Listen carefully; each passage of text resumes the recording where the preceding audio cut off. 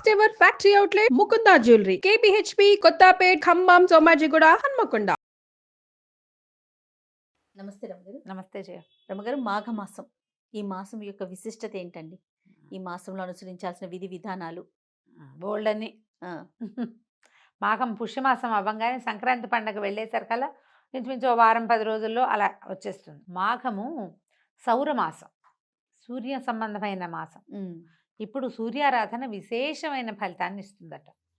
మాఘంలో వచ్చేటువంటి ఆదివారాలు, మాఘంలో వచ్చే సప్తమి, మాఘంలో వచ్చే రేపు చతుర్దశి, మన మహాశివరాత్రి కూడా విశేషంగా చెప్పుకుంటాం. మాఘంలోనే భీష్మ ఏకాదశి వస్తుంది. పర్వదినాలు అత్యద్భుతమైనవి ఉన్నాయి. ఈ మాఘంలో ఏంటంటే కార్తీకంలో చేసినట్టుగానే మాఘంలో కూడా ఏమన్నా పొద్దున్నే స్నానం చేయాలి. ఉహుం, కార్తీక స్నానం సూర్యోదయాత్ పూర్వం, అవును. ఇది సూర్యోదయం అవగానే చేయటం. మాఘమంతా మనం సూర్య దర్శనం చేస్తే విశేషమైన ఆరోగ్యం లభిస్తుంది. మాఘ పురాణం కూడా చాలా బాగుంటుంది. ఉమ్, మాఘ పురాణం అవును. బాగుంటుంది, చేసాం కదా మనం. చేశాం కదా. మాఘ పురాణం వినడం కూడా మంచి విశేషమైన ఫలితాన్ని ఇస్తుంది. ఇప్పుడు ఏంటంటే సూర్యుడు నిన్నటి నుంచి, మనం ఎప్పటి నుంచి, మకర సంక్రమణం నుంచి కొంచెం తన- భూమికి దగ్గరగా వస్తాడు. ఉమ్, దగ్గరగా రావటం, అవును. ఉత్తరం వైపుకి వాలి మనకి ఉదయించటం, తేజరిల్లటం, ఉమ్, ఉమ్, సౌరశక్తి పెరగటం మొదలు పెడుతుంది అనమాట. భూమికి కొంచెం దగ్గరగా వస్తాడు. ఓకే. ఇలాంటప్పుడు గనక మనం సూర్యారాధన చేస్తే ఆరోగ్యానికి మంచిది, ఉమ్, ప్రకృతికి మేలు చేసే ఆరాధన ఏంటంటే సూర్యారాధన. సూర్యుడు ప్రత్యక్ష నారాయణ స్వరూపం కదా. అవును, అవును. ఇప్పుడు మనం మామూలుగా చెప్పుకుంటాం సృష్టి స్థితి లయకారకులు. సృష్టికారకుడు బ్రహ్మ, స్థితికారకుడు విష్ణువు, లయకారకుడు శివుడు. స్థితికారకుడు అంటే విష్ణువు ఏం చేస్తాడు, మనని కాచి కాపాడతాడు ఉమ్, కదా. ఆ కాచి కాపాడే దాంట్లో మనకి ఆహారాన్ని ఇవ్వడము, ఆరోగ్యాన్ని ఇవ్వటం అనేది ఒక ప్రత్యేకమైన సెషన్ కదా, ఒక ప్రోగ్రామ్. అవును. ఆ ప్రోగ్రాంకి అధిపతి సూర్యుడు.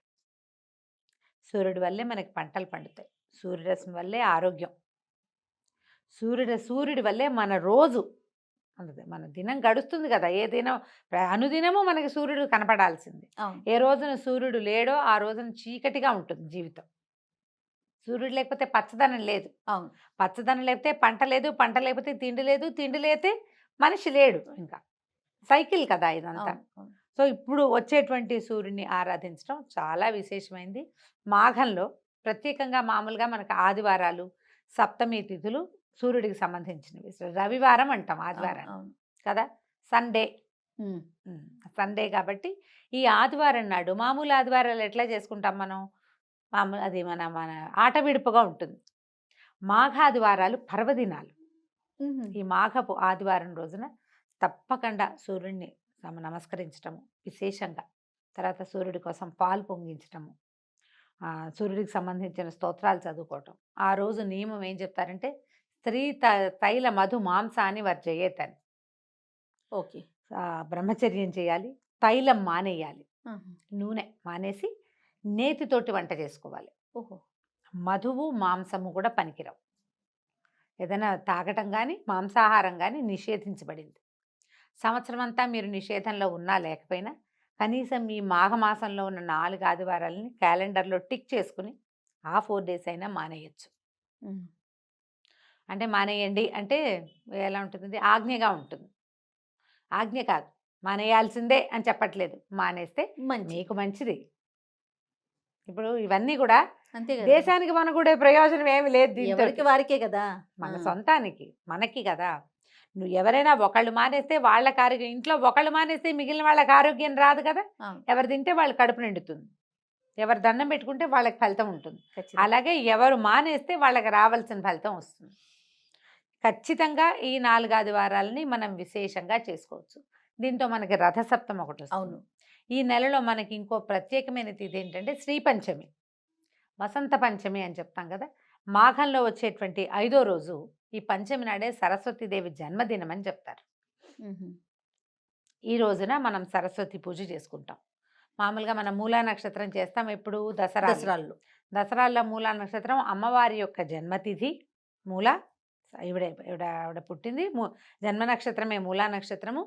తర్వాత ఏమో ఈ మన అమ్మవారు నీల సరస్వతి స్వరూపం తీసుకుని మహిషాసురమర్దినిగా అవతరించడానికి ముందున్న స్వరూపాల్లో మూలా నక్షత్రం రోజునే ఆవిడ నీల సరస్వతి రూపం మహాసరస్వతి స్వరూపాన్ని తీసుకుంది కాబట్టి ఆ రోజున మనం అప్పుడు పూజ చేసుకుంటాం.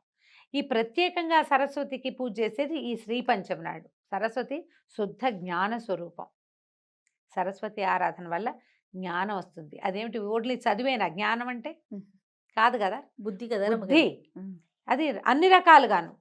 ఇప్పుడు బియ్యం జరగాలి, అదో జ్ఞానం కదా. అవును.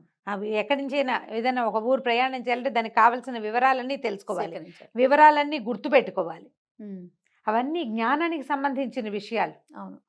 ఓ ఊరు, ఓ ప్రాంతము, ఓ విషయము, జనరల్ నాలెడ్జ్ అంటాం కదా దాన్ని మనం. ఈ నాలెడ్జ్ జ్ఞాన సంబంధమైన వ్యవహారం.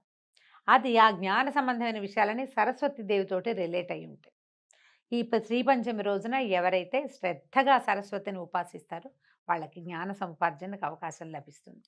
అందుకని విద్యాభ్యాసాలు అవి చేసేటప్పుడు ఈ మన పిల్లలకి అక్షరాభ్యాసం చేయించాలంటే మూలా నక్షత్రం నాడు కుదిరితే కుదిరింది, లేకపోతే ప్రధానంగా ఈ సరస్వతి పూజ రోజున శ్రీ పంచమి నాడు చేయిస్తాం. అవును. ప్రఖ్యాతమైన సరస్వతి ఆలయాలు మనకి చాలా ఉన్నాయి. మాఘంలో కిటకిటలాడుతూ ఉంటాయి అవి. అమ్మవారు ఈరోజు జన్మించింది అని చెప్తారు శ్రీ పంచమి నాడు. సో ఆమె జన్మతిథి కాబట్టి తప్పకుండా ఈరోజు పిల్లలతోటి ఏదైనా సరస్వతికి సంబంధించిన ఒక శ్లోకం చెప్పించి ఇంట్లో అవకాశం ఉంటే సరస్వతి దేవి పటం ఒకటి పెట్టుకోవటం, ఒక చిన్న కలశం, మామూలుగా కొబ్బరికాయ చెంబులో నీళ్లు కానీ బియ్యం కానీ పోసి కొబ్బరికాయని పెట్టుకుంటాం కదా. అవును. సరస్వతి దేవిని అందులో ఆవాహన చేసి షోడశోపచారాలు చేసి పూజ చేసుకోవచ్చు. అంత పెద్ద పూజ నా వల్ల కాదండి, మా ఇంట్లో అలవాటు లేదంటే సరస్వతి దేవి పటం ఒకటి ఉంచుకోండి ఇంట్లో, పిల్లలతో దండం పెట్టించండి, మీరు దండం పెట్టుకోండి. మనకు కూడా జ్ఞానం ఉండాలి. జ్ఞానానికి సంబంధించిందే జ్ఞాపక శక్తి కూడా.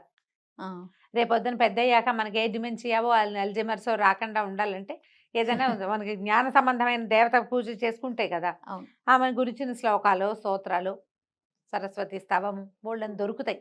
మామూలుగా మనం చెప్పించుకునే సరస్వతి నమస్తుభ్యం ఎలాగూ ఉంది. ఏదైనా ఒకటి చక్కగా చదువుకుని అమ్మవారికి ఒక దండం పెట్టుకోవటం, శ్రీకారాలు పుస్తకాల్లో శ్రీకారం రాసుకోవటం, ఆ రోజు ఖచ్చితంగా పిల్లల్ని కాసేపు చదివించటం, తప్పకుండా ఏదైనా దేవాలయానికి తీసుకెళ్ళటం. సరస్వతి ఆలయానికి వెళ్ళగలిగితే జనం అంతా అక్కడికే చేరుతారు. మనం ఇంట్లోనే ఓం ఓం అని పూజ చేసుకున్నా సరిపోతుంది.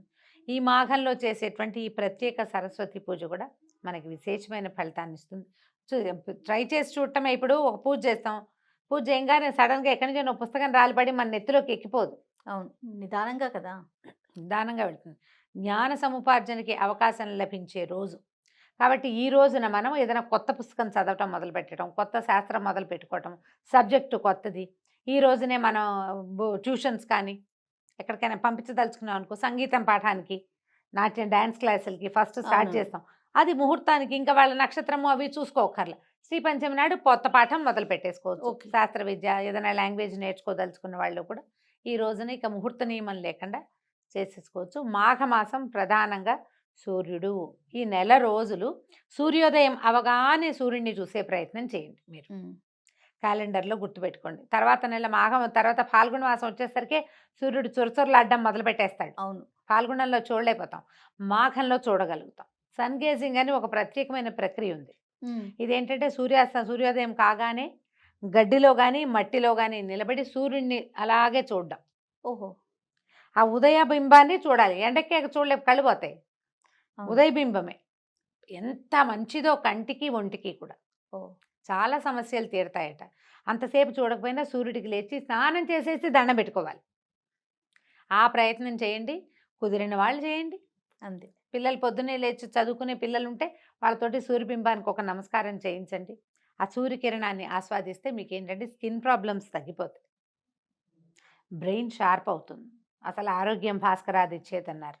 ఒకవేళ మీరు స్నానం చేసేసి తయారుగా ఉంటే చక్కగా సూర్యబింబానికి ఎదురుకుండా నిలబడి ఆదిత్య హృదయం చదువుకోండి. దానివల్ల కూడా ఎంతో మంచి ఫలితం లభిస్తుంది. తప్పకుండా ఇన్ని ఫలితాలు ఇచ్చే మాఘమాసాన్ని ఆరోగ్యాన్ని ఇచ్చే మాసంగా ఎవరి కావాల్సిన పద్ధతిలో వాళ్ళు మార్చుకుంటే మంచిది. తప్పకుండా. నమస్తే. నమస్తే.